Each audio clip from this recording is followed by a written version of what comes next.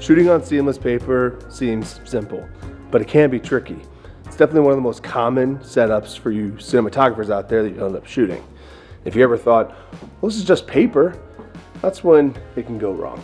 Here, let's get into it.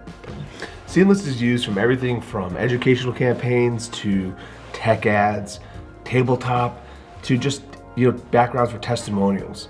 And for this, I was shooting a Microsoft education campaign, and it was the perfect idea in matching their actual square color logo. We ended up getting 4 different seamless colors and using them all throughout this school. Seamless is everywhere in commercial work because it gives you control, but control only works if you treat it correctly. First, some coffee. Just picked this up from Messenger. Jesus Sibillion washed. Excited for this. Yes. When people light seamless, they usually do one of 2 things. They either light the subject and forget the background, or blast the background evenly and kind of flatten out the image. Now, technically that's not wrong, it's just not dynamic. Here's a better option. Of course, it depends on what you're shooting, but often I like to try to give it a spot gradient, whether that's hitting it down low, then grading it up, maybe make a slash across the seamless paper. There's a lot of ways to make one color turn into 3 different looks at least. It all depends on what you're shooting. And for this Microsoft education campaign, I believe we had to go with flat and even. But it's what was right for the job, and it better matched the colors for their brand. So it all depends on what you're shooting, but seamless paper, to this day, you never know when it's gonna show up on set. And here's how I think about seamless. First rule is distance from background. It's important to get your subject away from that background so that they don't cast shadows on there, and typically end up having to use maybe a little bit longer of a lens to compress that background so they go edge to edge. But nowadays, if you just get your subject within that seamless and you have any control over the post-production, then those sides can be extended in post. Sometimes it's difficult to get a large enough seamless paper to make it feel seamless. So using that little trick of extending that background in post is the way to go. That's good. And second, you gotta decide what you're gonna do with this color. Are you gonna go evenly lit? Are you going to throw a gradient? Are you trying to go for white and expose it to pure white, or just let it fall to middle gray? Seamless has lots of options, and of course, an infinite amount of colors. It's all depending on what you're trying to shoot. Here's a few tips on how to make it easier and better. Here, let's get into it.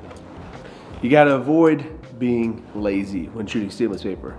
A lot of people think, oh, well, we just need to light the subject and forget about the seamless paper.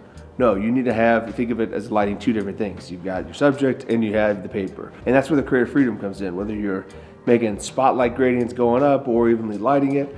But those are totally 2 different separate lighting units for sure. Paper has a tendency to want to fight back. It is rolled really well, so when you get it to roll out, some of the best ways is making sure you roll out towards your subject and taping that down. Now, sometimes the tendency is for that paper to continue to roll, and you're thinking, oh, I've got this number 2 clamp right here, I can just clamp it up there and stop it. But in the past, I've done that and made small indentions to the paper that you're gonna see as you continue to roll out that paper. No longer is it seamless. So the tricky part of seamless paper is just how fragile it is. Not necessarily from light absorption or some slashes or anything, but just from making small dents that become imperfect. There's a lot of directors always looking for that perfect portion of that seamless paper. One of the biggest pain point about shooting seamless is the logistics of it. It's a long tube, and you gotta have a long enough vehicle to make it work, and or you're showing up to a studio where it's already available. When shooting tabletop, it's nice and fun and easy. I mean, you're doing small products, like a coffee rolled out on a giant piece of paper, but when you're trying to get a 2-camera interview on a seamless paper, that's when it definitely gets tricky. So using that center punched idea and then extending the color in post-production is a common trick, or longer lenses compressed to try to get it both to work. For this Microsoft shoot, it was all just about having the same distance and height from camera to the seamless. We knew we didn't want to make the paper go edge to edge. It was just a little color splash to separate the talent in all these different school environments. So you have a bit of context to where you're at, but yet also a clean cut of this color that gives them a little bit of pop. And plus, if they were to make a 9x16 cut, then it would actually be seamless. So it was kind of like a 2-for-1 kind of deal. But here's a pro tip when shooting seamless paper. Okay, my pro tip on shooting seamless paper is to don't, honestly. It's a lot more work to make it feel and look seamless.